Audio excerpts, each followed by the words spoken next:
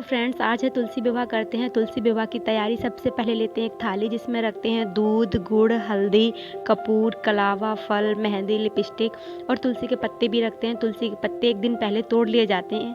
11 को तुलसी के पत्ते नहीं तोड़े जाते हैं। चूड़ियाँ, चुनरी, सिंदूर, जो भी श्रृंगार का सामान होता है सारा और रख लिए हैं। आम के पत्तों की बनी एक माला जो कि तुलसी माता को पहनाई जाती है। उसके बाद कुछ फूल रखते हैं और जो भी थाली में बचा हुआ सामान होता है सारा हम लोग रख लेते हैं। और भोग के लिए रखते हैं तिलकुट्टी जो कि तुलसी माता को भोग में चढ़ाई जाती हैं। उसके बाद हम कुछ और भी चीज़ें रखते हैं, जैसे सिंगाड़े रखते हैं। फल एक ही रखा था लेकिन फल 2 रखे जाते हैं, तो मम्मी जी ने एक और फल रख दिया क्योंकि फल हमेशा जोड़े से चढ़ता है, ये बात बतानी थी। और उसके बाद हमने माचिस, धूप बत्ती, पूरी थाली तैयार कर ली और जल छिड़कने के लिए जल ले लिया। जल चढ़ाया नहीं जाता। फिर मम्मी जी ने किया, उसको गन्ने लगाया और चौक पूर के वहाँ रखे थोड़ी सी गेहूँ, क्योंकि चौक खाने बहुत ज़्यादा लंबी थी जो कि छत को छू रहे थे। वो सही से लगाने के बाद फिर हमने रखा तुलसी माता का गमला, जो चौक पूरा तो उस पर रखा जाता है तुलसी माता का गमला। तुलसी माता का गमला रखने के बाद हमने तुलसी माता की पूजा स्टार्ट की। सबसे पहले हमने जो आम के पत्तों की जो माला बनाई थी वो लगाई। उसके बाद लगाई जाती है चंदन, मतलब जो सिंदूर, चंदन, हल्दी, मतलब अपने अपने यहाँ अलग अलग लगाया जाता है। हम लोग 7 11 बार या 7 बार या 11 बार हम लोग उसमें तिलक करते हैं। और फिर शालिग्राम भगवान जिनके साथ उनका विवाह हो रहा है उनको भी हम तिलक करते हैं। उसके बाद गमले पे 7 इधर 7 उधर तिलक लगाते हैं। फिर तुलसी माता के चरणों में अर्पण करते हैं उनका श्रृंगार, जो भी हमने थाली में श्रृंगार रखा था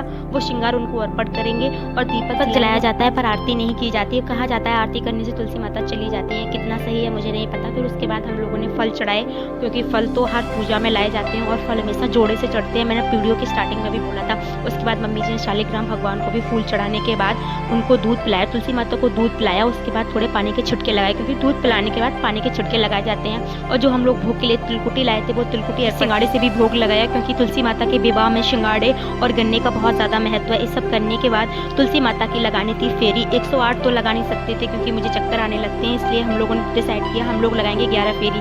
11 फेरी लगाने के बाद बड़ा मुश्किल से लगा रहे थे क्योंकि गन्ने रखे थे तो लगाने में प्रॉब्लम हो रहा था। 11 फेरी लगाने के बाद तुलसी माता के विवाह पे सुनी जाती है कथा, जो कि मम्मी जी ने अपने हाथों से लिख के अपनी डायरी में रखी और फिर उन्होंने मम्मी जी ने सुनाई। कथा सुनाने के बाद एक 11 माता का गाना होता है, मतलब गीत होता है, उसको भी सुनाया जाता है। हम लोग जो महावर होता है, महावर उसको लगाना भूल गए थे। उसके बाद हम लोगों ने तुलसी माता को लगाया महावर और मम्मी जी ने एक सुनाया भजन जो कि बहुत प्यारा था, जो तुलसी विवाह पे अवश्य गाया जाता है। ये समाप्त किया। आप लोगों के यहाँ भी तुलसी विवाह ऐसे ही होता है? अगर ऐसे नहीं होता तो कैसे होता है, मैं कमेंट करके जरूर बताएं। हमारे यहाँ तो ऐसे होता है। और भी ये वीडियो कहाँ से देख रहे हैं ये बात भी जरूर बताएं। अगर आपको ये वीडियो अच्छी लगी हो तो लाइक करें, कमेंट करें, चैनल को सब्सक्राइब करें।